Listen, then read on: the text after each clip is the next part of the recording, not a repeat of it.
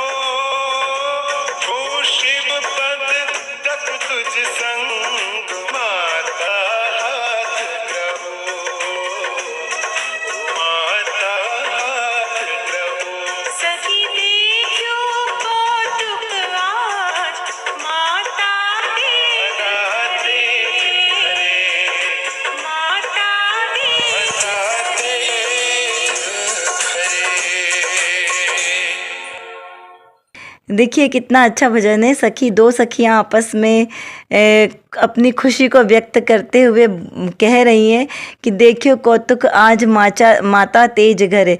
देखिए आज माता तेजवान माता के घर पे कितना आश्चर्यजनक घटना घटी है। एक विदेह धाम से एक मेहमान आज यहाँ पर जन्म लेकर भरत क्षेत्र का मेहमान बन गया है और उन्हें देखकर हमारे नयन ही नहीं तृप्त हो रहे हैं। ऐसी वो विभूति रत्न आज हमारे बीच में यहाँ पर जन्मी है। तो कहा है कि विदेही विभूति महान भरते पाए धरे। ऐसी विदेह क्षेत्र से वो विभूति आकर हमारे भरत क्षेत्र में उत्पन्न हुई है। माँ तेज तणे दरबार चंपा पुष्प खिले। ऐसा ही माता तेजवान माता के घर में उनके आंगन में एक ऐसे ही चंपा रूपी पुष्प का उदय हुआ है और उनका नाम भी क्या रखा है, चंपा। तो चलिए अभी देखते हैं हम आज की रत्न कणिका। रत्न कणिका में क्या विशेष बात आई है। पूज्य माता श्री के स्वभाव को ही बताते हुए उनके स्वभाव का गुणानुवाद किया है। कैसे थे वो? सहज वैराग्य, शुद्धात्म रसीली, भगवती चेतना, विशुद्ध आत्म ध्यान के प्रभाव से पुनः प्राप्त निज आराधना की मंगल डोर तथा गायक उद्यान में क्रीड़ाशील विमल दशा में सहज स्फुटित अनेक भाव का जाति स्मरण ज्ञान इत्यादि विविध आध्यात्मिक पवित्र विशेषताओं से विभूषित पूज्य बहन श्री चंपाबेन के असाधारण गुण गंभीर व्यक्तित्व का परिचय देते हुए पूज्य गुरुदेव श्री स्वयं प्रसन्न हृदय से कई बार कहते थे कि बहनों का महान भाग्य है कि चंपाबेन जैसी धर्म रत्न इस काल में पैदा हुई है। बहन तो भारत का अनमोल रतन है, अतीन्द्रिय आनंद का नाथ उनको अंतर में जागृत हुआ है। उनकी अंतर की स्थिति कोई और ही है। उनकी सुदृढ़ निर्मल आत्मदृष्टि तथा निर्विकल्प सहानुभूति का जोड़ इस काल मिलना कठिन है। असंख्य अरब वर्षों का उन्हें जाति स्मरण ज्ञान है। बहन ध्यान में बैठती है तब कई बार वह अंतर में ही भूल जाती है कि मैं महाविदेह में हूँ या भरत क्षेत्र में हूँ।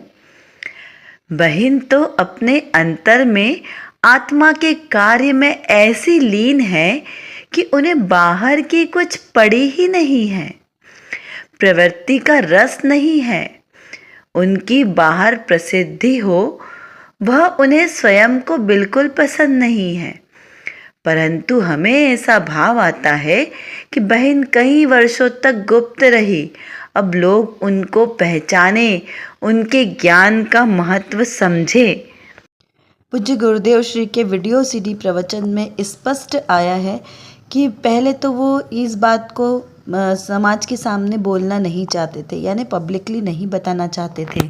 क्यों? क्योंकि विसंवाद उत्पन्न हो सकता है और गुरुदेव श्री की दृष्टि कभी भी समाज में विसंवाद पैदा करने की नहीं थी।